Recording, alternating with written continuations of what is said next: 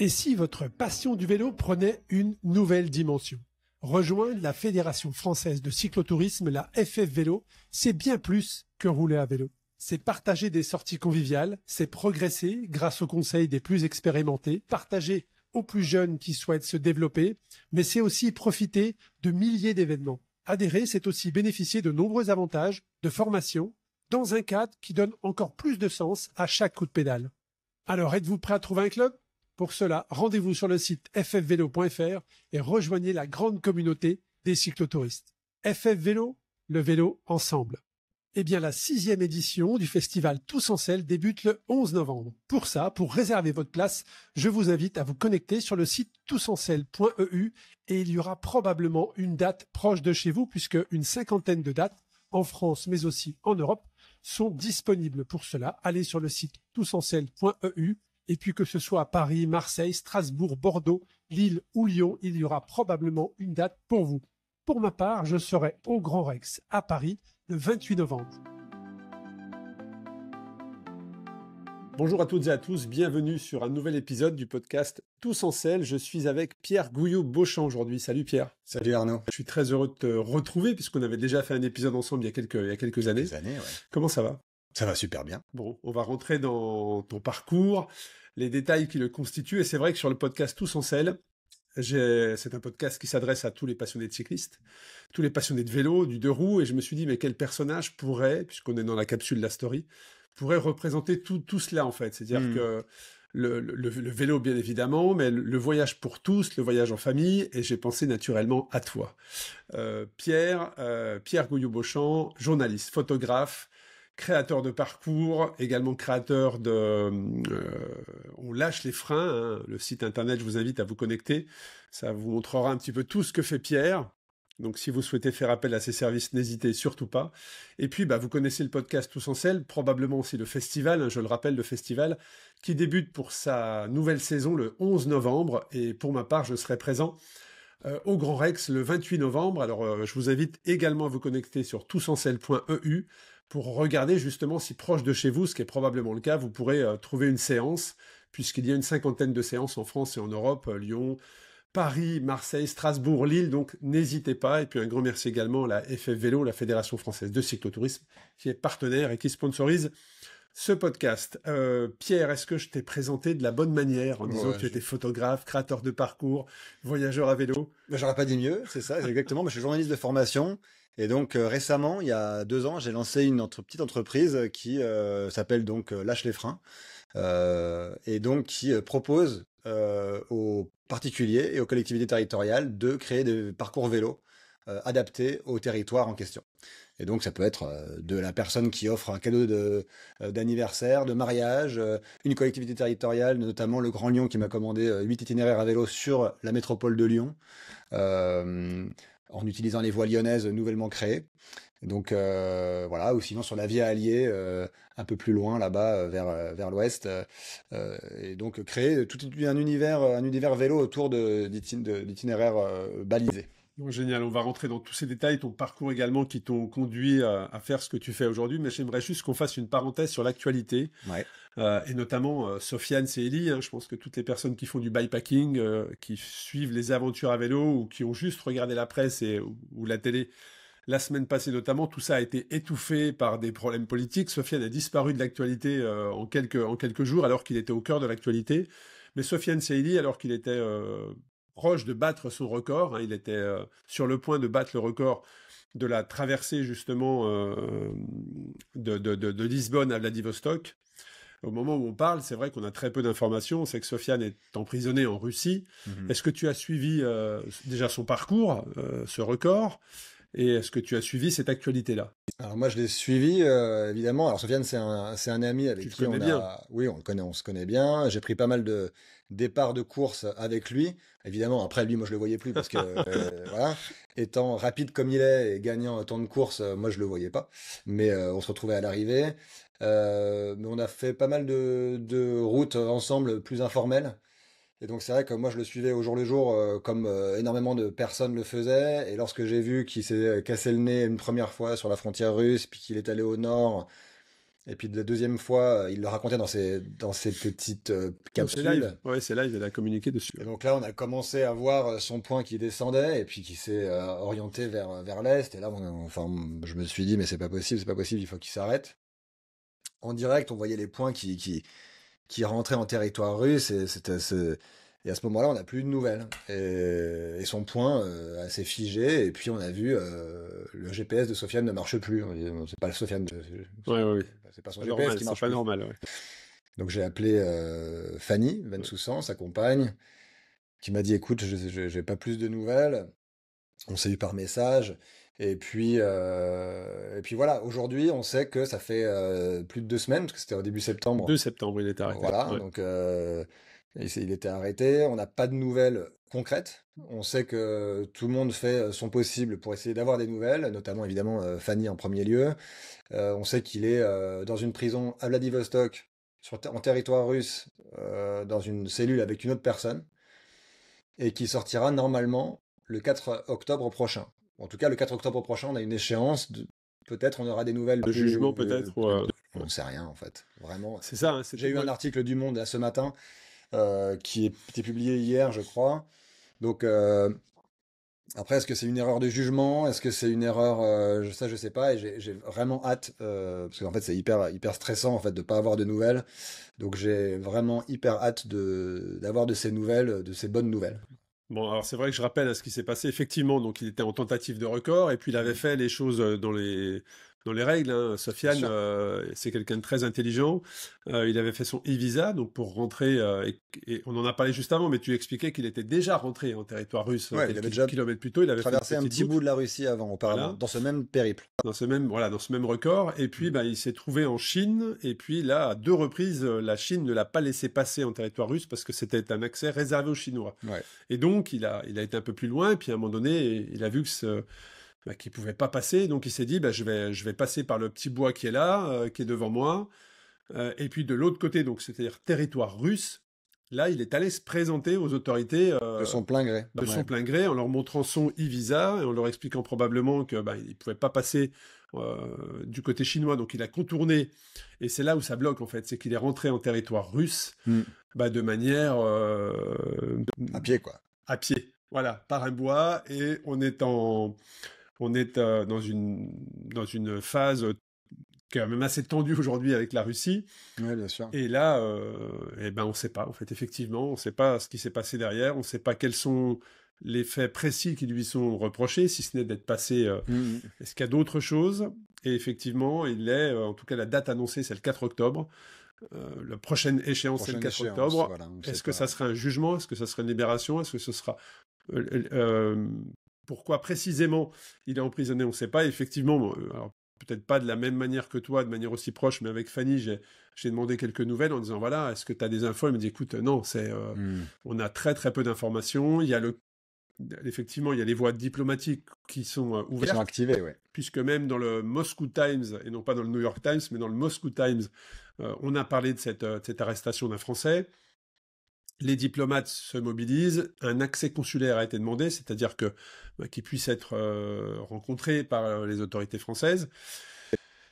C'est assez compliqué. En tout cas, bien évidemment, on a une très forte pensée pour lui, parce que quelqu'un qui fait un record, il a dû arriver en territoire russe au bout de son périple, après 2 mois, fatigué, épuisé, amaigri, et de se retrouver en prison directement.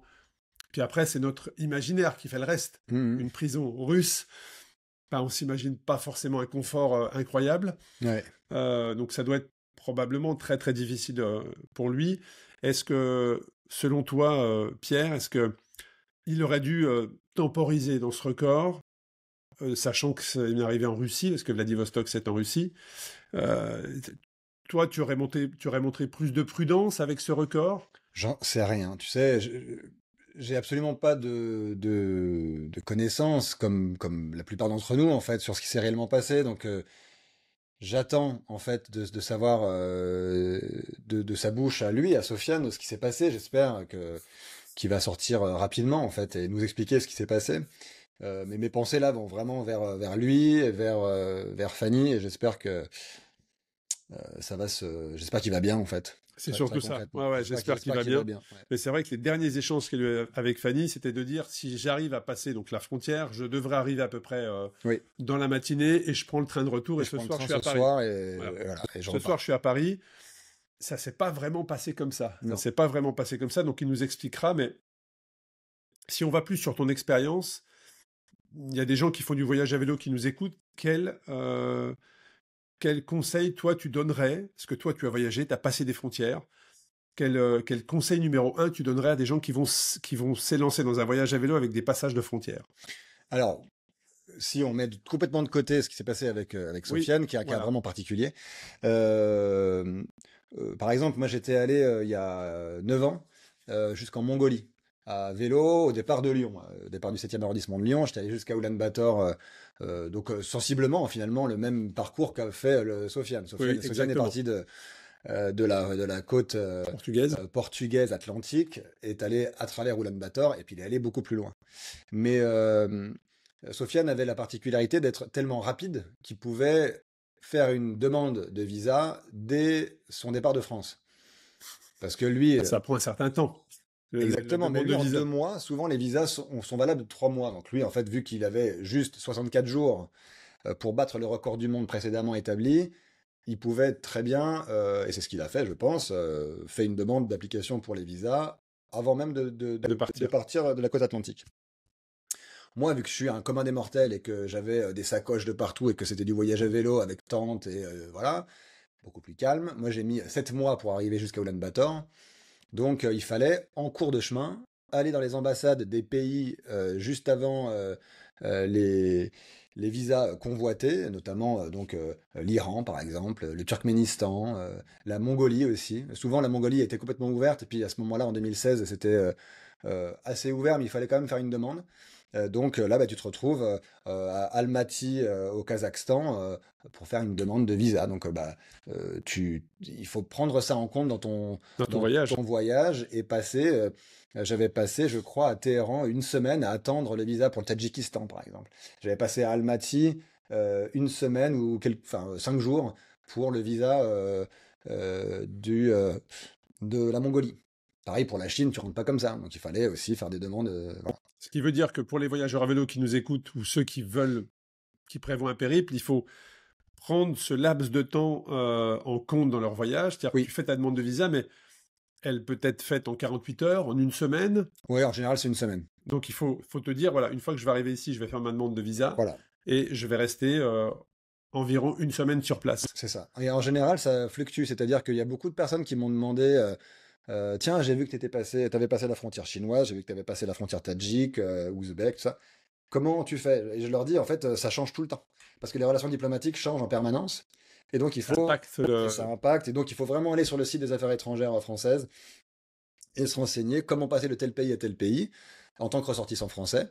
Où faire sa demande, combien de temps je peux estimer pour obtenir le fameux sésame pour entrer dans le pays.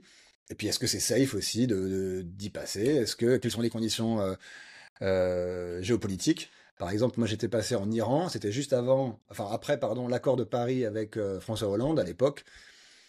Et donc l'Iran avait, pendant un laps de temps, le vent en poupe. Ils avaient même réouvert Paris-Téhéran, la liaison d'avion. Donc moi j'étais rentré en Iran, vraiment, c'était hyper simple. Aujourd'hui, je ne retournerai absolument pas en Iran. Euh, c'est vrai que le monde se rétracte un petit peu. C'est un petit peu angoissant, pour tout te dire.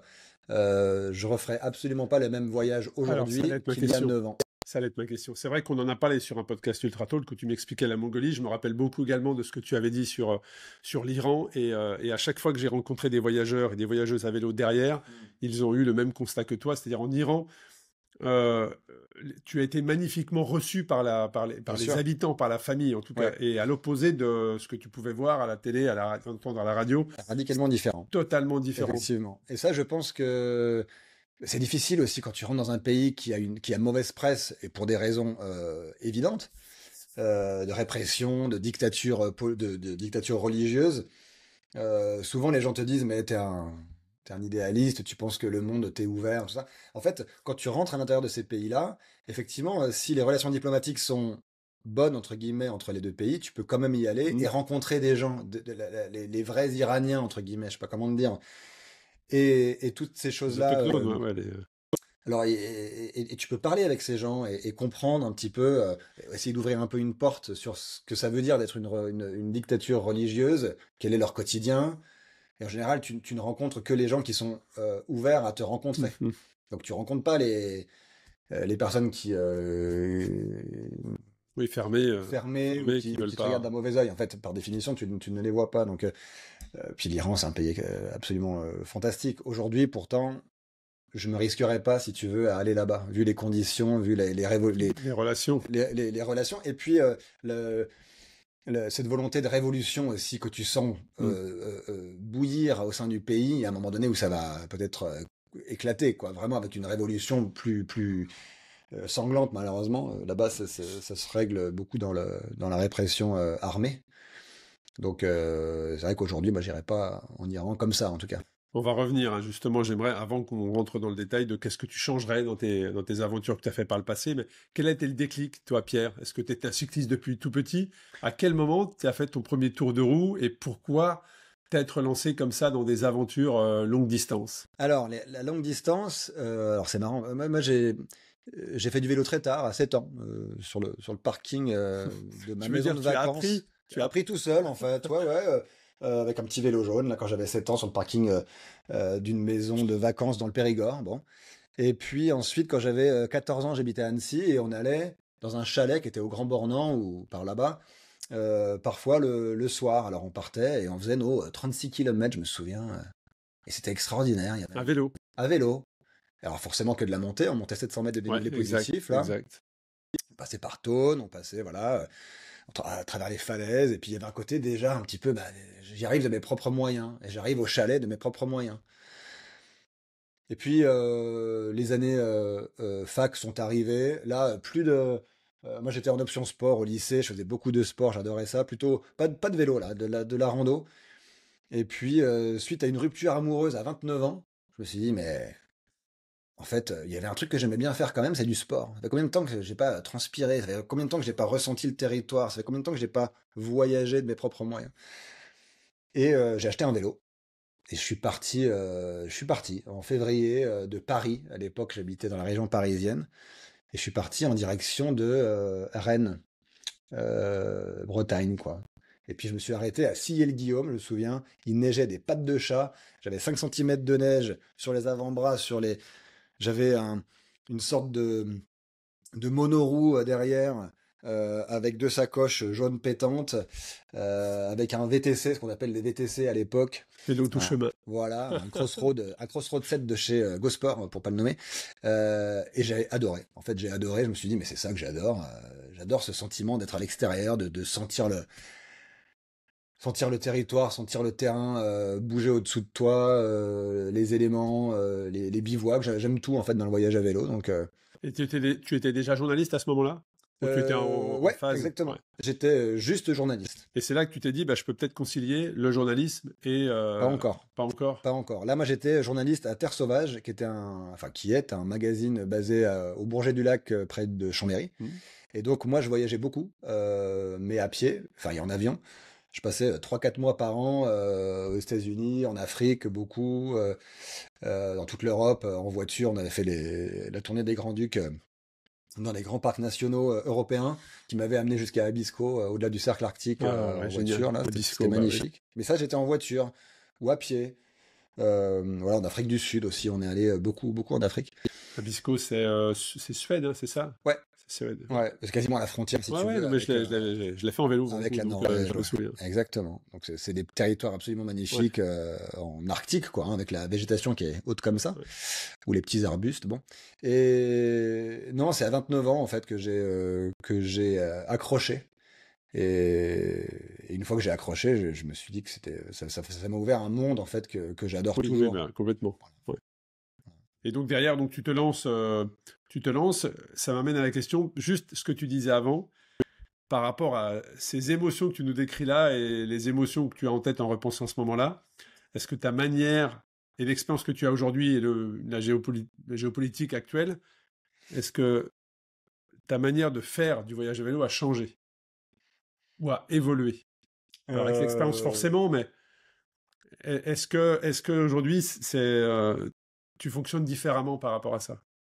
Alors, j'ai fait qu'un seul long voyage, très long voyage, en traversant des frontières, vraiment de mois après mois, semaine après Oui, semaine, mais voilà. t'as quand même fait beaucoup de régions françaises. Ah oui, bien Les sûr, États-Unis, on va en parler, bien sûr. San Francisco, voilà. Mais est-ce que ta manière de préparer un voyage a évolué aussi en fonction des relations géopolitiques? Tu en parlais un petit peu tout à l'heure, justement. Alors un petit peu, moi je sais que... Alors c'est une question de temps aussi déjà, moi j'ai moins de temps pour partir sur le long terme vraiment à l'étranger. Mais là par exemple j'étais dans les Balkans. Moi j'aime bien aussi les régions que je connais pas, que je découvre à vélo. Les Balkans, bah, c'est quand même l'Europe, donc c'est assez Mm. facile si tu veux de passer de... Alors bien que tu aies des frontières, hein, C'est pas pareil, contraignant c'est pas comme ça contraignant. peut l'être pour aller en Iran ou en Non, Mongolie voilà. ou en Chine. Et puis, il n'y a pas besoin de visa, tu Ouais, vois. On y va sur une durée qui est relativement courte. Donc, quand tu y vas pendant 3-4 jours, parce que les pays sont petits, en fait, le Monténégro, tu moi le j'étais en traverses. famille, donc j'y ai passé un certain temps, peut-être une semaine. Mais tout seul, le Monténégro, tu le traverses en une journée, à moins de faire des tortillons, voilà. Mais le Monténégro, l'Albanie, c'est pareil. Si tu roules Mm. vraiment en longue distance, Ouais, ouais, ouais. l'Albanie, tu la traverses en un jour ou deux. Sofiane, quand il a traversé son truc, il y a des moments, il traversait 2 pays en un jour, quoi. Lui, c'est un fou. Il faisait 350 km par jour. Bon. Donc la Slovénie, c'est pareil. C'est des pays qui sont absolument incroyables, mais que tu traverses assez rapidement. Et en Europe, il y a quand même moins de tensions géopolitiques que dans les pays d'Asie centrale ou en Iran ou même évidemment en Russie actuellement. Après, moi, dans la façon de préparer les voyages à vélo, je sais que j'aime bien m'inspirer de l'histoire locale ou raconter une histoire. En fait, il me faut un thème. Ça peut être un thème géographique, ça peut être un thème de suivre une rivière, de suivre un itinéraire utilisé par une figure historique Mais je, locale. mais je crois que tu avais fait un reportage, il me semble que j'avais lu ça, Mhm. vers Valence. T'avais pas fait quelque chose vers Valence où tu avais repris l'histoire, soit d'une maison, d'une habitation ou d'un village. Je l'avais lu, et on en avait J'avais, parlé, je crois. alors En j'avais, partant de Lyon, tu t'étais ouais, ben, dirigé.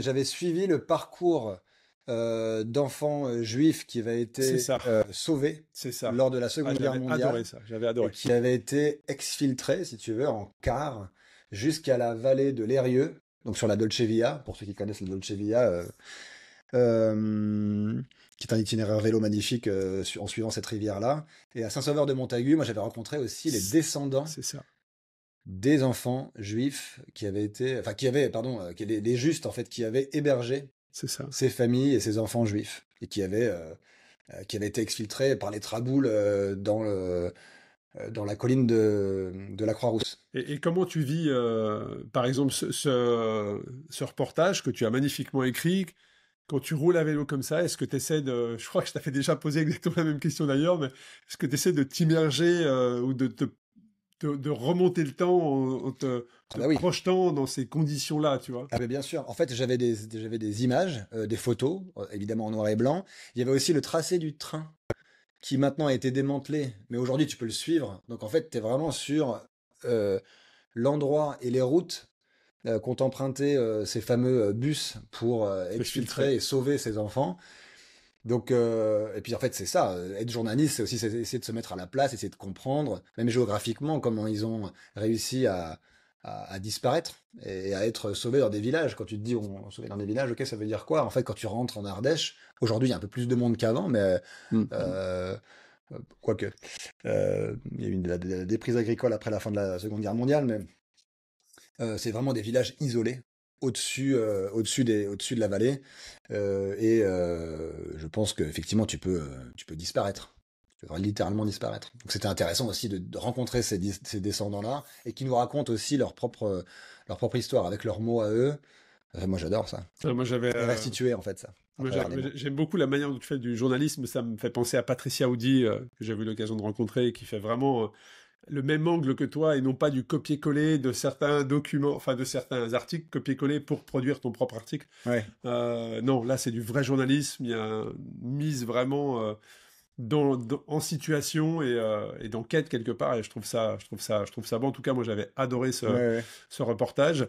Donc, en gros, ce que tu me réponds à la question, c'est que si tu avais à refaire le même voyage, par exemple, à la Mongolie, là, sur la 2026, tu le ferais totalement différemment. D'ailleurs, il y a peut-être des pays que tu contournerais ou... Bah, en fait, je suivrais sensiblement le même itinéraire que Sofiane. Si tu regardes son itinéraire, l'Iran, c'est un no way, quoi. Il est passé au nord, donc au Kazakhstan, tout ça. Euh, Après, Sofiane le disait lui-même, hein, lui, il n'était pas là pour s'amuser. Oui, non, non, non, Il n'était pas là pour s'amuser ou pour pas là. prendre plaisir. Et souvent, je me dis, bah, c'est vrai que moi, je le ferai jamais parce que c'est pas du tout C'est ma pas ta façon de conception. faire mon. Mais euh, effectivement, la Turquie, tu peux toujours y aller, mais à un moment donné, ça coince. Donc, tu remontes par l'Arménie, tu remontes par l'Azerbaïdjan, tu fais le tour de la mer Caspienne, tu rentres ensuite par le nord, par le Kazakhstan pour essayer de tricoter pour arriver au Ouzbékistan dans les meilleurs moyens. Mais là, c'est des plateaux, c'est tout plat, c'est le désert, c'est vraiment désertique. Il y a rien à voir. En fait, là. Est-ce que c'est beau, Ah, c'est magnifique. Mais, mais désertique? mais Sofiane, lui, qui avale 300 bornes par jour, déjà, c'est long pour lui. Imagine moi qui fais, Ouais, ouais, ouais. en voyage à vélo, en gros, 100 bornes par jour. Bah, tu passes 3 fois plus de temps dans ces plaines-là. Donc, il faut toi aussi te ravitailler. Tu vois personne. Enfin, c'est plat comme on n'a pas idée, quoi. C'est plat comme cette table, quoi. Ouais. Et puis sur des milliers de kilomètres. Mais ça doit être aussi perturbant parce qu'à 360, Il n'y a rien. est-ce qu'à un moment donné, tu paniques? Tu peux avoir de la panique ou Ah, mais ça peut être angoissant pour ça certaines peut être personnes. angoissant? Moi, ça m'angoisse pas, mais ça peut être juste long, en fait. Tu vois, tu te dis, mais je vois rien. J'ai l'impression de pédaler. Ouais, j'y arriverai Ça jamais, arrivera quoi. jamais, C'est à quoi. quel moment? À quel moment ça s'arrête, quoi. Un C'est peu un comme peu comme ces navigateurs qui sont en Ouais, mer et qui voient pas la terre et c'est se disent, ça. mais C'est quand, quoi. C'est quand que ça ça arrive. peut être le moment de panique, ouais. Et puis on va accélérer un petit peu. Donc il y a aussi des voyages à vélo. J'avais aussi beaucoup aimé. Je t'avais suivi sur les réseaux. Ton voyage en Californie. Parle-nous de ce Oui. projet. Alors, Californie, c'était il y a un Je an crois qu'il y a un thème également, hein. qu'il y avait un thème. Voilà. Il y avait un thème. Moi, j'avais vécu aux États-Unis quand j'avais 17 ans. J'avais fait un échange. Enfin, c'est pas un échange. D'ailleurs, moi, j'étais parti de France à la fin de ma première et j'étais allé vivre dans une famille américaine en Californie, dans Voilà. le nord de la Californie, qui n'a rien à voir avec le sud de la Californie, donc au nord de San Bah, Francisco, c'est dans un les État forêts de en même séquoias temps, géants. c'est en même temps un État qui est tellement grand C'est que hyper grand. C'est grand comme la oui, France, à peu près. ouais, Ça fait 400 quelque chose, 1000 km². La France en fait 500. C'est un État qui est assez étiré, avec toute la côte pacifique. Pacifique, ouais. Mais ça va de Death Valley à un endroit au sud-est, à côté de Las Vegas, là, donc qui est l'endroit le plus chaud des États-Unis, jusque là où moi j'habitais, c'était la forêt de séquoias géants, donc les plus grands arbres au monde, qui sont des arbres qui ont entre 500 et 2000 ans d'existence et qui font, c'est là où a été tourné Star Wars par exemple. Euh, et donc moi j'avais vécu là-bas pendant un an et ma mère américaine, Nancy, est décédée il y a 2 ans. Et j'avais pas pu aller à la cérémonie de vie comme ils organisent là-bas. Et donc j'avais repris un billet d'avion pour septembre dernier pour remonter à vélo l'itinéraire que je faisais souvent, c'est-à-dire en voiture à l'époque, descendre d'Eureka, c'est là où j'habitais moi, descendre toute la côte californienne jusqu'à San Francisco. Et là, donc là, le but du jeu, c'était, avec mon petit vélo, d'atterrir à San Francisco et de refaire l'itinéraire inverse sur des routes que moi je connaissais, mais qui étaient des routes à bagnole, quoi, des routes à voiture Ouais, américaines. ouais. Donc, je décris pas, tout le monde se connaît un peu les highways américaines, les grands trucs. Mais c'est même pas praticable en vélo. Ça, c'est pas praticable à vélo. Moi, j'étais vraiment sur la côte. Du coup, moi, ce que j'ai fait, Donc c'est que tu as refait un itinéraire. j'ai retracé mon itinéraire. Et en fait, l'itinéraire à vélo existe, si tu veux. C'est un itinéraire balisé, qui ne l'était pas à l'époque, parce que je te parle de ça, ça fait quasiment 30 ans. Et donc moi, à vélo, j'ai suivi cet itinéraire-là et qui est littéralement contre la côte californienne. Donc tu as le Pacifique qui est juste là, tu as les lions de mer qui te hurlent dans les oreilles, et puis toi tu remontes la côte. Et donc là, c'est pas une highway, c'est une route à 2 fois une voie, avec la fameuse bande jaune, La fameuse bande jaune. enfin la double bande jaune. Mais qui et n'est pas une piste cyclable. Qui n'est pas c'est pas, exclusivement. non. Par contre, j'ai remarqué que en 30 ans, les choses quand même aux États-Unis, donc il y a de l'espoir, avaient changé. C'est-à-dire que les voitures étaient, il y avait des panneaux qui signifiaient qu'il fallait partager la route avec les cyclistes. Avec le fameux machin, double-moi à 1,50 m. 1,50 m, effectivement. Et en fait, j'ai jamais eu ni peur. Alors, il y avait personne, en fait, c'était en septembre. Il n'y avait plus de voyageurs ni en moto, ni en camping-car, ni en voiture. C'était la fin de l'été, les gens sont rentrés à l'université ou quasiment. Les Européens sont rentrés chez eux. Donc moi, j'avais un peu la route pour moi.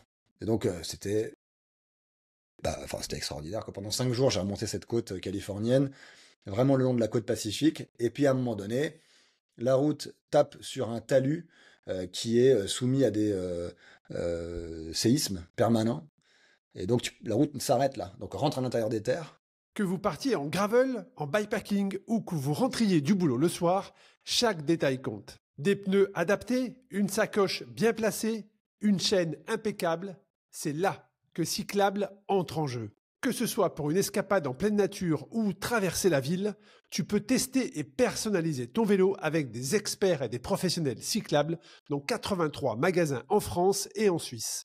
Parce qu'un vélo bien préparé, c'est tout simplement plus de plaisir, plus de kilomètres et surtout plus d'aventures. Et donc là, c'est le royaume des séquoias géants qui s'ouvrent. Moi, j'ai suivi ton périple, j'ai vu tes images et quand je voyais tes photos, je me disais waouh, Ouais, ça doit être magnifique, quoi. c'est incroyable. C'est incroyable. Il y a une route, une ancienne route, l'ancienne Highway 101, qui a été, qui serpentait au milieu des séquoias géants. D'ailleurs, ils appelaient ça le rideau de séquoia. C'est-à-dire qu'il y avait littéralement une frontière physique qui séparait le sud de la Californie du nord de la Californie. Les arbres étaient tellement gigantesques, ils étaient ils étaient protégés. Et donc, les camions ne pouvaient pas serpenter dans ces routes-là. Donc, en fait, ils butaient contre une frontière physique Naturel. naturelle. Ouais. Et ils ne pouvaient pas remonter la côte, remonter les forêts comme ça. Et donc, il y a eu un développement même économique qui a été retardé par la présence de ces grands arbres-là. Donc, à l'époque, on parlait de retard économique. Maintenant, ça a été rattrapé un peu, mais sauf que ça les a préservés aussi de L'urbanisation, l'urbanisation. ouais, bah oui, c'est sûr. Donc en fait, là-bas, c'est un peu un repère de gauchistes, alors américains, hein, gauchistes, c'est centre-droit, quoi. Mais quand même, t'as des communautés hippies qui se sont développées là-bas. T'as un esprit libertaire assez passionnant, en fait, là-haut, dans ces communautés-là. Et comment s'est passée ton arrivée à Eureka? Est-ce que c'était un aboutissement, la fin d'un voyage? Quelles sont les émotions que tu as eues à ce moment-là? Ouais, Parce que c'était un saut de 30 ans en arrière, comme tu l'as dit. Ouais, alors moi, j'y suis retourné 15 fois là-bas, depuis. Donc tous les ans, quasiment, j'y allais. Et puis là, je me suis rendu compte, là, étant papa, étant dans des métiers qui sont prenants, que ça faisait 10 ans que j'y étais pas retourné. Je me suis réveillé, je me suis dit, mais c'est pas possible. Donc aussi, cette raison-là pour laquelle je suis retourné là-bas.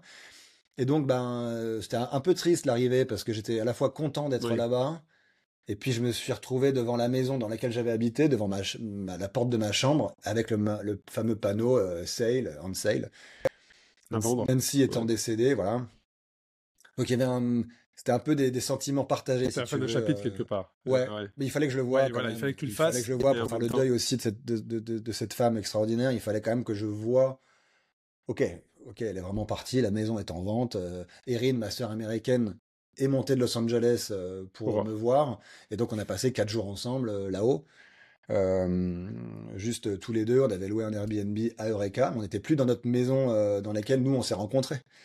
Donc c'était un peu particulier, si tu veux. ouais, c'est émouvant, probablement. Ouais. Ouais, c'est hyper émouvant. Et puis moi, j'avais des très bons amis aussi qui m'ont hébergé les jours où je suis arrivé là-bas. Et j'ai refait du vélo, en fait, Autour. Ouais. autour, quoi. Ouais. Et quand tu pars comme ça sur ce voyage, moi, j'aime la photo. Alors, je suis pas du tout photographe, mais j'aime la photo. Et je sais que tu fais des belles photos.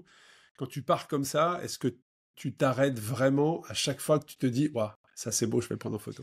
Ou est-ce qu'il y a des fois tu roules et tu dis, ah, j'aurais peut-être dû m'arrêter, tu reviens, tu Alors, vois? il y a des moments où tu reviens. Il y a des moments. En fait, moi, j'avais pris mon drone. Donc, c'est un pays dans lequel on a le droit de faire voler les drones, sauf dans le cœur des parcs nationaux.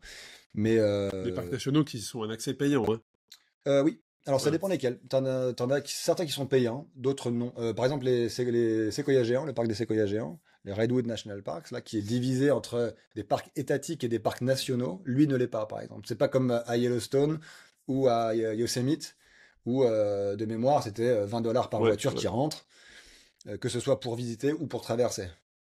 Là, là, tu payes si jamais tu veux des permis, par exemple, pour aller bivouaquer à C'est ça, l'intérieur du parc. Mais si tu veux le traverser à vélo, pas de problème. tu ne payes pas. Euh, Quelle était la question? Ben, au niveau de la photo, c'est-à-dire, est-ce que tu t'arrêtes à chaque fois? Oh, Est-ce que alors, parce que quand tu aimes la photo et que tu te retrouves dans des paysages probablement comme ceux dans lesquels tu étais, enfin, ce que tu pourrais faire habituellement en 4 heures, tu dois le faire en 8 heures parce que mais bien tu sûr. prends de la photo tellement les Ouais. paysages sont beaux, quoi. Moi, je me Le suis beaucoup Pacifique à gauche, arrêté. le Ouais. séquoia, enfin, tu vois, ça doit être incroyable. Je me suis beaucoup arrêté. Vu que c'était La septembre, luminosité en plus, la couleur les couleurs, enfin, je me ça levais doit très être. tôt et je me couchais assez Ah tard. ouais, En ah fait, je ouais. faisais pas tant de kilomètres que ça. Enfin, je faisais entre 120 et 150 kilomètres par jour. Mais c'est pas ça qui me prenait Mais tout les ce 100 temps-là. titres de photos. Parce qu'en fait, je me levais à 6 heures du matin avec le soleil qui se levait, ou avec les lions de mer qui me hurlaient à travers la tente. Et puis je me couchais vraiment quand il faisait. Parce que vivre un coucher de soleil qui n'en est pas un, mais une fin de jour, une fin de journée au milieu des séquoias géants, c'est quand même extraordinaire. Où Ouais. t'as la pénombre qui t'enveloppe, et puis à un moment donné, tu vois plus rien, avec ces piliers qui sont absolument gigantesques. Ça, c'est magique. Donc, j'ai passé beaucoup de temps à essayer d'imaginer aussi, c'est ça qui est marrant avec le drone, c'est essayer d'imaginer d'autres façons de faire de la photo. Ouais. Et donc, ce que je faisais, c'est que, vu que j'étais tout seul, je peux pas me faire, enfin, c'est pas intéressant d'avoir un selfie. Mais il faut quand même incarner le reportage. Donc, ce que je faisais, c'est que je balançais le drone en hauteur, Et de toi, tu telle étais sorte dans que le champ. les fûts des séquoias étaient bien parallèles. Je composais mon image, Mhm. et moi, je passais dans le paysage, à vélo. Et donc, je faisais un déclenchement automatique toutes les Mhm. 3 secondes. Et donc, pour la photo qui va faire la couverture ou qui va être publiée, il y en a 40 où on me voit ranger mon matériel, monter sur mon vélo, faire mon demi-tour, et je faisais quand même 3 boucles. Ouais, ouais. Voilà. Et donc, effectivement, ça, c'est les dessous de l'image, quoi. Mais pour une image, si tu veux, moi, il me fallait 10 minutes, quoi, Ouais. pour faire mon image. Mais voilà, en fait, tu t'arrêtes, et puis le fait même de prendre du temps, pour prendre ces photos-là, bah, t'es dans les séquoias, Ah, c'est génial. t'imagines le Ouais. truc, tu t'imagines la scène, et tu te baignes là-dedans, en fait. Donc tu t'imprègnes encore plus Ouais, du moi je trouve paysage. ça magnifique. Est-ce qu'un jour tu as envisagé, parce que avec toutes les photos que tu as, est-ce qu'un jour tu as envisagé faire, je sais pas si on peut l'appeler une expo photo, mais partager peut-être 3 clichés, 5 clichés sur la Mongolie, 10 clichés sur les séquoias, 10 clichés sur tes autres voyages, mais nous raconter tes aventures à travers la photo. Ouais, alors ça, je l'ai pas mal fait bah, à travers les reportages, mais pas Oui, tu as les forcément à travers reportages, mais la de... relation n'est pas la même, je Non, trouve. Tu c'est vois, sûr. d'avoir Ouais, un ouais. endroit où tu dis, bah voilà, pendant un mois, 2 mois ou 15 jours, Ouais, bah, je vous raconte mes voyages à vélo et j'expose. Je pense qu'il y a des photos qui doivent être magnifiques et en même ouais, temps, bah, tu ouais, pourrais vachement inspirer à travers ça. ouais, ouais, bien sûr. Bah, ça, c'est dans les festivals de voyage à vélo, par exemple, Voilà, qu'on peut faire ça. exactement. Ouais. Et demander voilà, de participer à ces festivals-là. Et effectivement, j'avais fait ça à Chambéry, à l'Inukshuk Café, qui a fermé depuis. Mais on a fait une grande exposition avec ma compagne sur la Mongolie. Et ça avait passionné les gens, Non, en mais c'est fait, sûr. parce qu'ils se disaient, mais t'as fait du vélo là, c'est incroyable, comment t'as fait et tout. Et du coup, ça lève les freins Bah, aussi c'est sûr. pour le voyage à vélo, pour les autres. Même ceux qui en font d'ailleurs, hein, ou qui se disent, bah, qui sont familiers avec le voyage à vélo, ça pose quand même, ça lève encore des questions. Mais comme moi, hein, moi j'ai encore des questions sur le voyage à Non, vélo, mais et tant mieux, quoi. c'est aussi pour ça que je t'ai invité, hein, c'est que tu puisses partager aux gens qui nous écoutent. Ben, tu as dit lever les freins, ça fait la transition avec lâche les freins. Mm. Forcément, c'est quelle était ta motivation quand tu as créé lâche les freins, justement? Est-ce que c'était ça de dire aux gens, ben, c'est possible, regardez, moi je l'ai fait, j'étais en Mongolie en vélo Oui. en partant de Lyon en 9 mois. Quelle était la motivation de lâche les freins? Alors la motivation, c'était réellement ça, c'était tout est dans le titre, c'est-à-dire on va retirer les freins mentaux que les gens peuvent avoir avant de se lancer dans un voyage à vélo. En fait, il y a beaucoup de gens qui viennent voir, alors me voir moi ou d'autres personnes qui sont comme ou Caroline Prigent qui fait aussi de l'organisation de voyages à vélo et qui disent mais comment est-ce que je suis à la hauteur, est-ce que je vais être capable, Est-ce que je quel vais est le être capable? matériel, et un peu de stress, tu vois. Et en fait, je leur dis mais moi, enfin, vu comment j'ai commencé. Tout le monde peut y arriver. Il y a pas de Mm. prédisposition à Tu avoir es pour faire fait du ou tu n'es voyage à pas fait vélo. pour elle, Ça ouais. n'existe pas. Il y a même des gens qui partent du jour au lendemain pour leur voyage de noces, qui se sont achetés 2 vélos la veille, qui ont les sacoches rutilantes, ils savent même pas comment les accrocher, les décrocher. Et puis ils partent, et puis le premier jour ils font 40 kilomètres, et puis 50 kilomètres le deuxième jour, et puis etc. Et puis après ils ont leur rythme de croisière, et Donc en fait, tout le monde peut y arriver. Ensuite, ça dépend de la motivation de chacun et chacune pour le voyage à vélo. Ouais, ça, c'est Mais vrai que je pense que tout le monde peut y arriver. Ça, je tout le suis monde peut y vraiment arriver. d'accord avec toi. Et j'ai une pensée aussi pour Little Miss Pedal, Mhm. que j'ai eu la chance d'avoir 2 fois sur Ultra Tall, qui a parcouru, mais je dirais presque le monde en plusieurs voyages. Parce que Ouais, c'est pareil, elle charge des thèmes. Mais quand tu vois cette femme, la dernière fois, je l'ai rencontrée sur Lyon, justement, on enregistre, et le lendemain, elle partait pour aller au Japon à vélo, quoi. ouais, Tu ouais, vois, c'est quand même ouais, incroyable. ouais, Et je pense qu'effectivement, il n'y a pas de tu es fait ou bah, tu ne l'es pas. ouais. Tout le monde peut. Il suffit juste de faire le premier tour de roue, le premier coup de pédale et la Exactement. prise de décision, en fait. Après, souvent, les gens sont enclins à partir. Ils ont envie de partir. Ils ont le matériel. Ils ont l'état d'esprit. Ok, mais l'itinéraire. Quel est l'itinéraire que je pourrais prendre? Les gens, souvent, ont pas envie d'avoir beaucoup de voitures sur leur itinéraire. Veulent Mm. voir des jolis paysages, que ce soit pas trop pentu. Enfin, ils ont un cahier des Ouais, charges ouais, un petit qui a peu dans des leur charges, tête. effectivement. Ouais. Et moi, c'est ça. En fait, au début, lâche les freins, c'était euh, création d'itinéraire à vélo sur mesure. Donc, je t'accompagne dans la Donc, je construction de t'accompagne. ton projet. Tu me dis quel est ton projet. Et moi, je dessine un itinéraire adapté à tes besoins, le temps imparti, le point de départ, le point d'arrivée, évidemment, le transport, là où tu veux dormir, le type d'hébergement. Est-ce que tu veux dormir en bivouac? Est-ce que tu veux dormir Ouais. en dur, en À hôtel? la carte, en fait. À la carte. Ouais. Et en fait, il y a des gens, au début, c'était vraiment pour donner le pouvoir aux gens de créer leur propre itinéraire à vélo. De dire, ben voilà, moi je te l'ai fait une fois, je t'explique comment ma démarche, en fait, j'explique comment je suis arrivé Une à te recette, proposer cet itinéraire-là. comme une recette de Voilà, cuisine. je cache rien, je Comme te les grands dis, cuisiniers qui partagent en disant voilà. bah, tu fais comme ça, et après, bon, bah voilà. Parce que le but du jeu ultime, en fait, c'est de donner ce pouvoir-là, entre guillemets, aux gens qui m'en ont fait la demande une fois. Et la deuxième fois, potentiellement, bah, peut-être c'est mieux pour mon business qu'ils viennent me revoir la deuxième fois. Oui, mais le Mais but, c'est moi, je que. suis très content si jamais ils me disent, bah, Pierre, vachement bien, tu m'as donné confiance, Hmm. et maintenant je sais à peu près comment tracer mon itinéraire à vélo. Et il y a beaucoup de gens qui me demandent de faire des itinéraires à vélo en France. Et en fait, en France, il y a beaucoup de gens qui se disent, mais oh, j'ai découvert des choses, je savais pas que, Ouais, les je régions savais pas, françaises, je savais oui. pas. En fait, en France, laisse tomber. Tous les C'est clair. 50 kilomètres, il y a un paysage différent. Donc, en Alors, fait, ça, je discute beaucoup à travers mes différentes rencontres professionnelles, à travers les Race Cross Series, des étrangers. Et en Mm. fait, à chaque fois, ils me disent, mais en fait, vous vous rendez pas compte, mais en France, vous avez une On a chance incroyable. Mm. Vous avez tout dans votre pays. Mm. Les montagnes, les plaines, les mers, les forêts. Et ils Ouais, disent, ouais, moi, dans mon pays, j'ai que ça, ou j'ai que ça. Et ouais. vous, vous avez tout. Et c'est vrai que les régions françaises Ah sont bah, extraordinaires. c'est extraordinaire. On n'a juste pas, tu vois, les grands espaces Oui, réels. alors on n'a pas la place que Voilà, tu on parlais n'a des pas États-Unis. l'étendue. Voilà, on n'a pas l'étendue. On n'a pas le Kazakhstan, quoi. On n'a pas la Mongolie, tu vois. On a les petites Mongolies, on a des petits trucs comme ça. Bon. Je suis d'accord. Par contre, on a énormément de culture culinaire, on a la place des villages qui sont animés. Des On villages a... fleuris également. Moi, c'est- je me rappelle des Américains qui m'avaient dit, mais en fait, c'est génial. Il y a une odeur de fleurs à chaque fois que tu arrives dans Ouais, un village. ouais, ouais. Tu vois, Les l'été, boulangeries, les boulangeries. Ouais. les traiteurs, les spécialités locales. Tu peux... Tout est prétexte à faire un voyage à vélo, en fait, hein, Ouais, quand tu c'est commences. ça. Voilà. Ce n'est que prétexte, de toute façon, pour partir, d'aller voir telle ou telle chose. Hop, on le fait en vélo. Ouais. Je reste sur le mapping, le fait de faire sa trace. S'il y avait 3 conseils que tu pourrais Mhm. partager aux personnes qui nous écoutent et qui sont comme ça un petit peu en galère, alors bien évidemment de te contacter, mais si parce qu'aujourd'hui tu peux faire un itinéraire à vélo, t'as des plateformes, t'as plusieurs types de plateformes. Il y a plein de plateformes. Mais Ouais. toi, s'il y avait 2 ou 3 astuces à partager sur, allez-y, lancez-vous et commencez par ces 2 ou 3 points pour faire votre Ouais. trace. Alors déjà, il faut connaître je pense la distance qu'on peut faire quotidiennement, mais même plus que la distance, c'est le dénivelé max. Est-ce qu'on veut une région où ça monte et ça descend? Est-ce qu'on veut des vues? Est-ce qu'on veut plutôt suivre une rivière? Quel type de paysage on a envie de se mettre sous les yeux?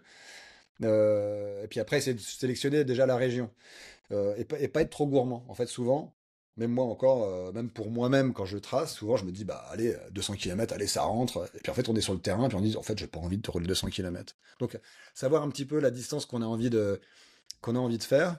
Moi, ce que j'aime bien faire aussi, c'est ouvrir différentes cartes. Une carte, c'est juste une représentation du territoire. Mais donc, une carte va te donner peut-être la topographie. Quand tu dis une carte papier? Une carte papier ou même une carte avec les fonds de carte. Ok, Tu sais des fonds de carte, que d'accord. tu peux faire afficher avoir, sur, oui, par tout à fait. exemple, Komoot. Alors Komoot, c'est un mauvais exemple parce que On rentrera pas dans le sujet. Ouais. non, mais c'est vrai que leur fond de carte, il est pas bon. Mais si tu vas sur Open Runner, tu peux Ouais, choisir, exact. Donc, ou oui. sur Ride with GPS, tu peux choisir ton fond de carte. Alors qu'est-ce que tu choisis? Est-ce que c'est Les stries qui te donnent le dénivelé exactement. ouais. Donc, savoir qu'est-ce que tu privilégies pour tracer ton itinéraire. Après, bah, vraiment, en fait, c'est d'où tu veux partir, où tu veux arriver et quels sont les points d'intérêt que tu veux relier les uns après les autres. Moi, j'aime bien me dévier si jamais il y a des véloroutes. Les véloroutes, souvent, sont un peu hors sol, malheureusement. Donc, c'est génial pour se mettre à faire du vélo. C'est génial pour les familles. C'est génial pour les groupes. C'est génial pour justement lâcher l'itinéraire et puis on suit un truc balisé. Mais souvent, on va te faire passer à côté du village. On va te faire Du passer à centre du côté. village. Donc, la vie passe à côté de toi, quoi. Donc moi, ce que je dis toujours, les gens qui veulent absolument suivre une véloroute parce qu'il n'y a pas de Ça t'enlève une charge voiture, mentale énorme. Énorme. voilà. Mais je leur dis, ben, c'est un excellent squelette pour construire ton itinéraire, votre itinéraire. Par contre, acceptez de faire un pas de côté, quoi. Allez voir le village à côté, allez voir la place du village, l'église, je sais rien ce qu'il y a à voir. Voilà. Le patrimoine. Le Ouais. patrimoine, tout simplement, ouais. Il y a plein de véloroutes qui sont extraordinaires, mais malheureusement qui passent à côté enfin, de la pépite, quoi. Donc, souvent sur même France Vélo Tourisme, qui regroupe toutes les véloroutes de France, c'est découpé en étapes, si tu veux. Et là, ils essayent quand même de donner des informations touristiques. Donc là, tu peux créer un itinéraire à vélo en suivant un itinéraire touristique, en allant voir telle chapelle, en allant voir telle curiosité locale. Donc ça peut être pas mal. Essayer de s'inspirer, en fait. Et quand tu traces et quand tu fais ce genre de travail pour des personnes, est-ce que tu prévois le plan B, le plan C? Parce que quand Ouais, tu le sais, oui, quand bien tu sûr. te lances comme ça dans quelque chose qui va être dans la durée, bah, parfois ça peut coincer un orage qui te dit toute la journée, bah, finalement non, je vais pas y aller. Ouais. Des routes barrées, enfin bref, je ne sais quoi. Est-ce que tu accompagnes aussi les personnes sur, ben, s'il se passe ce genre de situation dans votre aventure à vélo, le plan B, ça sera celui-ci. Exact. Alors, ça m'est jamais arrivé que quelqu'un en cours de voyage m'appelle. Je leur dis toujours, je suis disponible lors de votre voyage à vélo pour un conseil en direct, quoi. Ça m'est encore jamais arrivé. Mais effectivement, si jamais il y a des orages, si jamais il y a des impossibilités d'aller de l'avant, euh, alors en fait ça dépend des gens, mais il y a certains parcours que je fais le long d'itinéraires ferrés, enfin de voies ferrées. Donc en fait là tu peux prendre un train pour accélérer ou pour court-circuiter. Euh, Après il y a des hébergements qui sont euh, comment dire, des gens qui sont en bivouac et puis qui se rendent compte qu'en fait ça va pas le faire parce que la météo est dégueulasse. Du coup, là, pareil, plan B par rapport aux hôtels. Moi, je leur donne toujours des étapes qui sont incluses dans des lieux où ils peuvent trouver un certain nombre d'hébergements. Et donc, ils peuvent choisir le jour J quel est l'hébergement qui leur convient le mieux selon la météo, Théo. puis même ton état Ouais, mental, ouais. quoi, j'ai envie de dire, Physique et ton mental, ouais. humeur, quoi.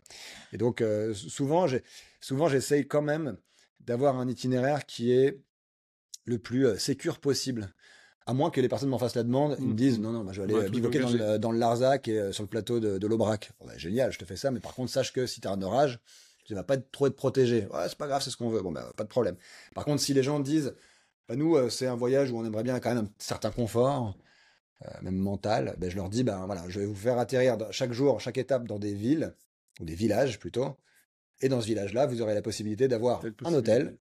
une auberge de jeunesse, un Un camping, camping, ou un bivouac même bivouac. à la sortie du village. Mais là, Intéressant. ils peuvent choisir, quoi. Bon, tout ça est très très intéressant. Et puis, il y a une chose sur laquelle je voudrais que tu partages également, c'est la famille. Parce que tu as fait du voyage à vélo solo, seul. Mais là, ce que tu nous disais tout à l'heure, moi, quand j'étais petit, j'allais d'Annecy à Thônes. Euh, Est-ce que c'est ce que tu essayes de transmettre à la famille quelque part, parce qu'aujourd'hui Ouais, tu pars avec ton enfant ouais, qui pédale, ouais. tu le fais pédaler dans les Balkans. Quel est le message derrière ça? Alors, pour tout te dire, j'essaie de pas trop donner de message. J'essaie juste, un peu comme faisait mon père, de juste raconter en faisant. Tu vois, j'ai pas de grand discours en fait qui accompagne ça. Juste, moi, c'est mon plaisir et celui de ma compagne, Lauriane, d'aller découvrir des nouvelles régions à vélo. Lauriane, En famille. avant de me rencontrer, elle faisait absolument pas de vélo. Et d'ailleurs, elle m'a dit, mais Pierre, j'ai vraiment envie de faire du voyage à vélo. Je lui ai dit, mais t'es pas obligé, hein, tu sais, moi c'est mon truc. Mais elle me disait, non, non, non, t'inquiète pas, allez, on achète un vélo. Et ça fait 10 ans qu'on fait des voyages à vélo tous les étés. Donc on y est allé en Autriche, au Maroc, en Slovénie, en France énormément. Et là, avec Robinson qui a 5 ans maintenant, depuis qu'il a 7 mois, je l'emmène dans la carriole, puis sur sa draisienne, puis sur son petit vélo 14 pouces, puis sur son vélo 20 pouces, là, à vélo. Et donc cet été, on était dans les Balkans, on était au Monténégro, et donc bah, c'est juste le rythme, lui plaît, si tu veux, de dormir dans une tente, de déplier la tente, Un de gamin, ça m'aider doit être génial. à remonter les piquets. Alors lui, il fait les piquets maintenant, voilà, c'est son grand truc. Euh, et puis, euh, juste lui montrer qu'en fait, le voyage peut être ça, juste un déplacement un peu quotidien, d'émerveillement, des choses simples. En fait, on est forcément en voyage à vélo, on va pas aller visiter des choses extraordinaires en termes de patrimoine. Là, on est vraiment dans la campagne du Monténégro, avec les gens qui parlent pas notre langue. Donc, nous, on comprend rien, mais lui non plus. Donc, en fait, on est au même niveau, quoi, si tu veux. Mais t'imagines toutes les barrières que tu fais sauter, enfin tu ne fais pas sauter parce qu'il n'y a pas de barrière, mais je veux Mm. dire l'ouverture par rapport à des enfants qui sont en centre-ville. Ah bah oui. Tu vois, ça doit être pour un enfant un champ des possibles incroyable en Ouais, fait. ouais. C'est-à-dire que tu prends ton vélo, tu peux parcourir le monde. On peut partir. Ouais, on peut partir. Nous, on fait ça beaucoup aussi les week-ends, tu vois. Même quand on part, Micro-aventure. ouais, les micro-aventures. On part de Lyon, on prend un TER pendant une demi-heure, on est ailleurs déjà. Et Oui, puis c'est vrai. tu couvres un territoire. Et puis même, tu vas, je sais pas, en Haute-Loire, bah, c'est un territoire qui est différent. Même tu vas sur le plateau de l'Aubrac, tu vas dans le Césalier, la petite Mongolie, justement, là. Bah, t'es complètement ailleurs. Et puis tu reviens, t'es ressourcé, Ouais, t'as fait un ouais, t'as voyage. l'impression T'as fait d'avoir un voyage. ouais, été parti 2 jours. Mais comme je te dis, lui, Robinson, évidemment, il n'y a pas de réflexion là-dessus parce Non, il a 5 ouais. ans. Mais j'espère bien, effectivement. c'est- c'est- je me le dis pas. Mais en fait, je sais que moi, j'ai vécu comme ça quand j'étais petit. On était quatre garçons. Et ça t'a Et marqué. on nous a toujours emmenés en camping-car, si tu veux. On ouvrait, ils nous trimballaient, mes parents, on ouvrait les deux pans du camping-car et on savait pas ce qu'on allait découvrir, quoi. Ça pouvait être les châteaux de la Loire, comme ça pouvait être une plage de Grèce ou un bateau en Turquie en pleine traversée, tu vois, entre la Grèce et la Turquie. Bon. Et du coup, ouais, j'ai toujours aimé ça, le déplacement, le voyage, l'itinérance. Donc j'essaye voilà, de transmettre ça, mais je me le dis pas en fait. Ouais, ouais, c'est Je me suis, naturel. Tu le fais ouais, je le naturellement, fais parce que ça me plaît en ouais. fait. Ouais. Et si je te dis, allez, demain, on part rouler, ton vélo, il est prêt pour quoi? Il est prêt pour 1 heure? Il est prêt pour une semaine? Il est Il est prêt prêt pour un mois? il est prêt pour tout. J'ai différents vélos. J'ai le vélo, le tracteur là, qui m'a accompagné jusqu'en Mongolie, qui m'a accompagné bah, récemment dans les Balkans. Là, j'ai mon vélo qui est prêt pour demain. Demain, je pars en TER jusqu'à Valence et puis je fais 150 bornes en Ardèche. Il va faire beau, il y a du vent de sud, donc j'ai préparé mon itinéraire en fonction du vent dominant. Donc je vais remonter vers le nord. Et tu rentres le soir? Ouais, Ou est-ce que tu restes et ouais, tu pars non, pour... non, je fais juste la journée. Valence, les monts d'Ardèche, redescendre dans la vallée de Saint-Chamond, voilà, en traversant le Pilat, tout Hmm, ça. Donc les vélos, ils sont prêts en fait, ils sont prêts toujours. J'ai deux, trois vélos qui sont toujours prêts à à partir. partir. Ouais, Et puis on a parlé de la famille, on a parlé du voyage à vélo, et je sais que tu fais aussi des épreuves, des courses, qu'on va ouais. appeler des courses d'ultra-distance. Tu as fait l'Atlas Mountain Race, hein, les épreuves qui sont magnifiques. Tu as fait la Désertus, la Transpirée. Est-ce que tu as fait la Silk Road? Pas encore, c'est l'année prochaine ça. Ah, elle est magnifique, je trouve. Alors, Caroline, effectivement, l'a fini, hein. Fini. J'espère la rencontrer rapidement pour qu'elle me partage tout ça. Ouais, Je trouve l'épreuve de Nelson, moi, l'aboutissement. Pour moi, enfin, déjà l'Atlas, ce que fait Nelson, moi j'aime beaucoup ce que fait Nelson, mais je trouve que la Silk, c'est l'aboutissement. hmm, Enfin, tu vois, Oui, c'est l'aboutissement d'un parcours cycliste, quoi, de savoir bivouaquer, de savoir camper, de savoir faire face à toutes les solutions, dans le froid, Lael Wilcox, qui est quand même l'ultra cycliste Hmm. numéro un peut-être, mais en tout cas la plus connue, m'avait partagé sur un épisode que j'ai enregistré avec elle, que c'était les plus beaux paysages qu'elle ait jamais vus. Ouais. C'est des paysages incroyables, assez lunaires, où il n'y a pas beaucoup de végétation. Donc, Et la alors, place que ça prend ah ben oui, sur les photos, tu pourras pas tout faire rentrer dans non, une, tu vois, non, tout dans ne un... rentre pas. En fait, c'était un paysage que j'avais découvert quand j'étais allé en Mongolie à vélo. Et je m'étais toujours dit, la Silk Road, c'est un cran au-dessus de tout ce que j'ai fait. Ah, C'est-à-dire je que moi, pense. j'ai commencé les courses d'ultra, enfin de longue distance, on va dire, avec justement l'Atlas Mountain Race en 2020, c'est la première édition. Donc on essuyait un peu les plâtres et c'était vraiment dur. J'avais mis 6 jours et 10 heures, je me souviens, à finir l'épreuve avec une poignée de Français aussi qui étaient là-bas. Et c'était aussi beau que c'était dur. C'était vraiment dur. J'étais blessé. Enfin, c'était compliqué. Mais ça m'a pas dégoûté, si tu veux, de la longue distance à vélo. Ensuite, j'en ai fait plusieurs, dont la Gralps Donc, la grade cet été. cet été, qui était vraiment, vraiment chouette. C'était dur aussi.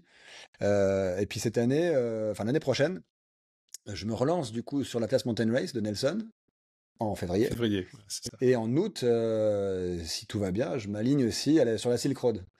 Parce que justement, Caroline l'a fait de Il a bivouac. terminé, ouais, il a Elle a terminé. terminé.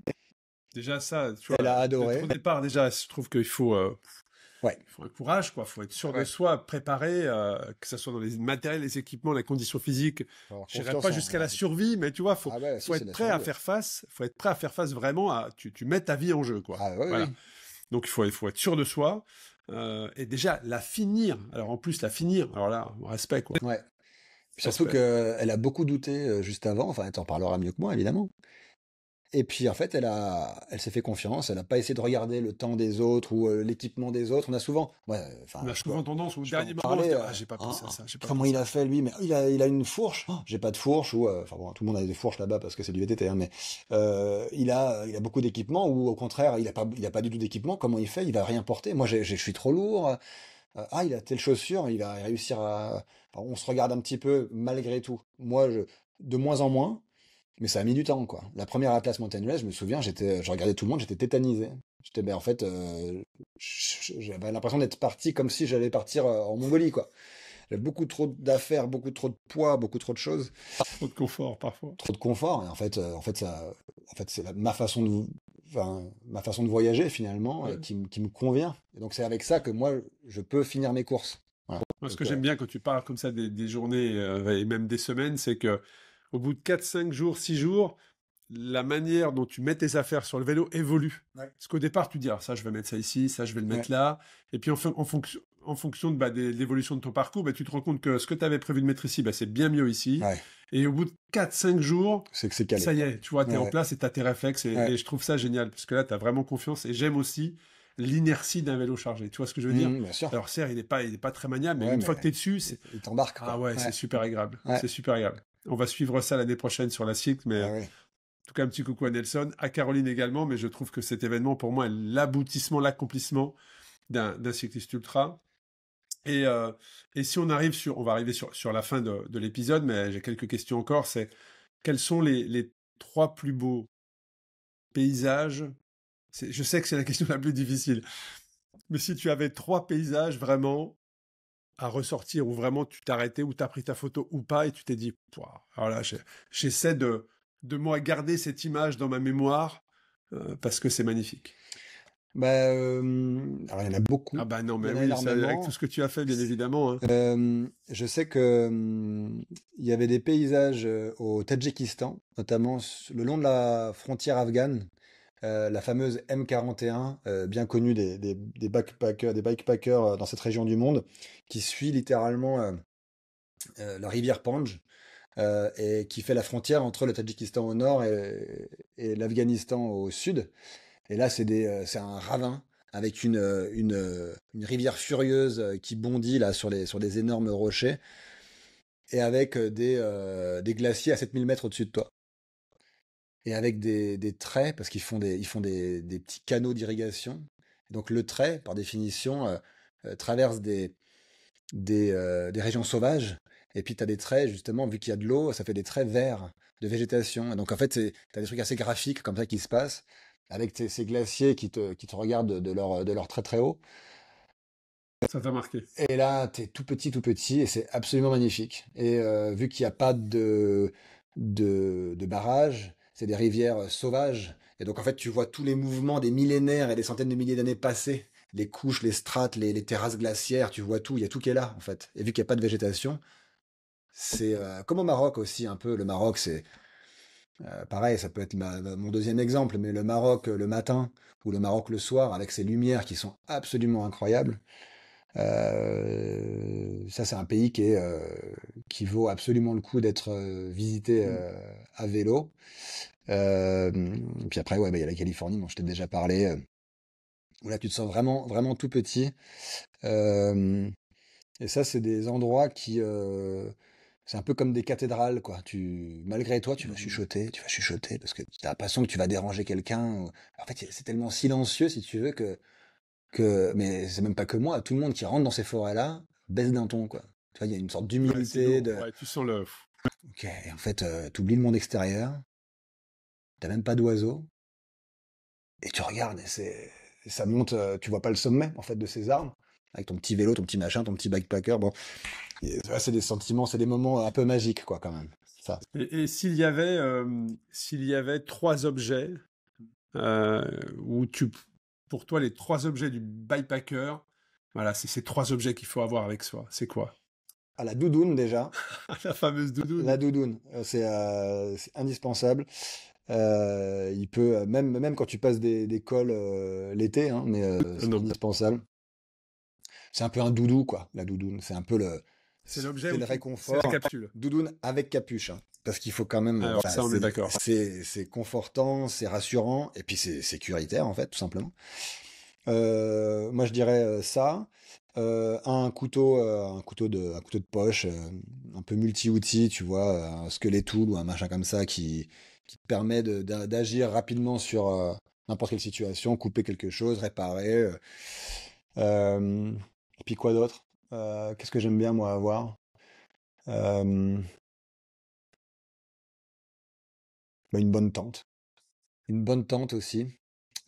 J'aime bien le bivouac extérieur sur les courses, notamment, tu sais, les bivy, Hmm. où tu es vraiment en extérieur, mais tu es quand même beaucoup plus exposé aux éléments. Ça veut dire que le matin, s'il y a de la rosée, tu es trempé. Trempé, ouais. Donc c'est bien pour de la survie, quoi, pour moi, hein. Mais une bonne tente, L'urgence, ouais, la survie de l'urgence. ouais, Vraiment, exactement. quand je dis l'urgence, c'est t'es très fatigué, Voilà, il n'y a rien autour de t'as toi, besoin mais de tu te... t'endors là tout de suite, voilà. Ouais. Hop.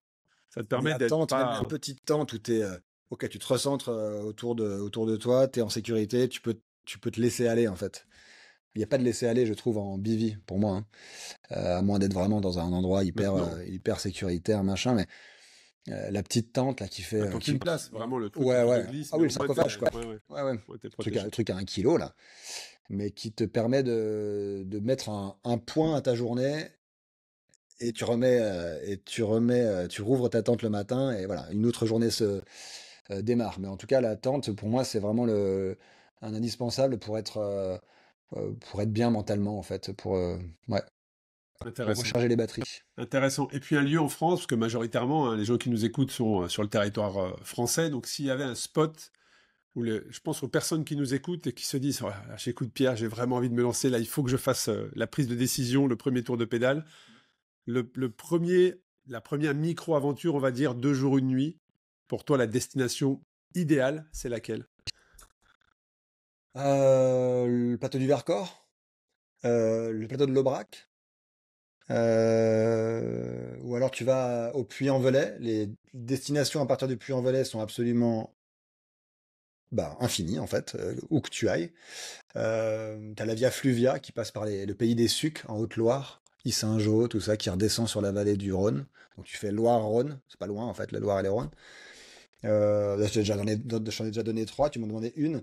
Mais ouais, tu peux aussi aller à Clermont-Ferrand. Clermont-Ferrand, c'est un excellent départ aussi pour aller voir justement le plateau du Cézallier et revenir par la chaîne des volcans d'Auvergne, par exemple. Là, tu peux vraiment aller dormir là-haut et puis revenir. Ouais, il y en a plein. Il y en a Ouais, plein. d'où la connaissance très importante du territoire que tu peux avoir avec toute l'expérience que tu as. Et une dernière question pour toi. Est-ce que tu lis quand tu pars en voyage à vélo? Parce qu'il y a des moments où on est sous la tente, comme tu dis, mais est-ce que Ouais. tu lis ou est-ce que tu écris? Alors quand je suis en reportage, j'écris un petit peu, mais en fait je dicte. Ta journée? Et ça m'écrit sur mon Google Doc là. Mais sinon, ouais, je lis beaucoup, beaucoup. Euh, J'adore ça, en fait. Quand j'étais parti en Mongolie, j'avais une liseuse, ma première Oui, bah oui, ça liseuse. évite de prendre du poids, bien évidemment. Et Ouais. j'avais lu 24 bouquins, tu vois, en 7 mois. Donc je lisais, mais j'adorais ça. En fait, ça faisait un deuxième voyage dans le voyage. C'était incroyable parce que du coup, la lecture t'emmène Ouais. ailleurs. Moi, j'étais déjà ailleurs. Donc en fait, j'avais un double ailleurs qui m'attendait le soir dans ma tente. Génial. Et je lisais, mais je lisais beaucoup, beaucoup. Et j'adore m'en arrêter dans les boîtes à livres. Il y en a partout des boîtes à livres en France. Et donc ça aussi, on les découvre sur les places des villages, dans des anciennes cabines téléphoniques. C'est vrai que j'avais pas Et pensé à pour ça. moi, c'est un truc, mais Ah c'est ouais, un j'avais pur pas bonheur. J'ai pensé. toujours trop de poids parce qu'en fait, souvent, au fond de mes sacoches, tu verras, il y a un bouquin que je rapporte. Alors par moment, je les remets dans les boîtes à livres, je les fais circuler parce que finalement, c'est pas le bon choix ou quoi. Mais en tout cas, j'ai besoin d'avoir un objet de littérature avec moi, quoi. Et, euh, et en fait, ça me nourrit, ça m'accompagne en fait la lecture. En voyage, c'est le bon moment pour moi pour lire et pour faire un double décrochage de Double ma vie aventure. réelle, quoi. Ça me Ouais. fait penser à... Je suis sur Instagram et je vous invite à le suivre si vous aimez le voyage à vélo. Il est parti depuis 6 ans, 7 ans peut-être maintenant de France. C'est le Pédalistan. Mm. C'est son nom sur Instagram. Il compte revenir dans 2-3 ans en France. Il aura fait 9 ans de voyage à vélo. Il prend des photos qui sont magnifiques et exactement comme tu viens de le décrire, tous les soirs, il lit. Mm. Et il Ouais. explique que ça lui permet de faire un autre, Ouais. enfin, c'est un autre voyage pour lui. Ah, ouais, Donc, ouais. j'ai une pensée pour lui. Je l'ai rencontré, enfin, j'ai eu la chance de l'avoir en ligne sur le podcast Ultra Talk et je vous invite à le suivre sur les réseaux parce que le pédalistan, pour moi, c'est pareil. Il me fait voyager juste à suivre ses comptes rendus journaliers. Un grand merci. Est-ce que tu as un message à faire passer Message à faire passer, ouais, c'est juste si jamais vous savez pas où partir ou vous hésitez, juste mettez une date dans votre agenda. Juste prenez rendez-vous avec vous, mettez une date. Et puis le jour J, bah, vu que vous l'aurez prévu, vous le ferez et vous serez bien content. Je connais absolument personne qui est revenu déçu d'un voyage à vélo, quel qu'il soit, quelle que soit la façon dont ça s'est passé, même avec orage, même avec la grève de train, même avec j'en sais rien, tout ce qui peut se passer dans un voyage à vélo, roue cassée, triple crevaison, on retient pas ça, ou alors ça nous permet de nous souvenir des bons moments qu'on a passés en voyage à vélo. Et ouais, je pense que c'est une très belle expérience que de se lancer sur les routes, de toute façon. Un grand merci, Pierre. On Avec peut te plaisir. suivre sur Insta, LinkedIn. Oui. Le meilleur contact pour toi, c'est quoi? Bah, Insta, ouais, Insta. Insta. Moi, je publie que du vélo, hein. Pierre Vous Beauchamp. connaîtrez pas ma vie privée, mais Pas c'est de pseudo, pas de. Pierre Gouillou-Beauchamp. Et je publie que du vélo. Et, dès que je fais du vélo, j'essaie de publier pour aussi montrer qu'il n'y a pas que les grands voyages aventuriers. Mais l'autre jour, j'étais à Paris, par exemple. Je suis sur mon Vélib, mais j'ai adoré. J'étais en touriste, j'étais comme un gamin. Avec mon petit Vélib. J'avais pris un Vélib électrique, figure-toi.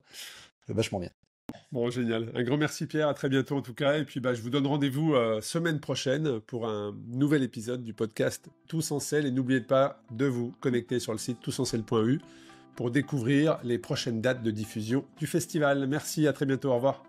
Merci, Pierre. Avec plaisir.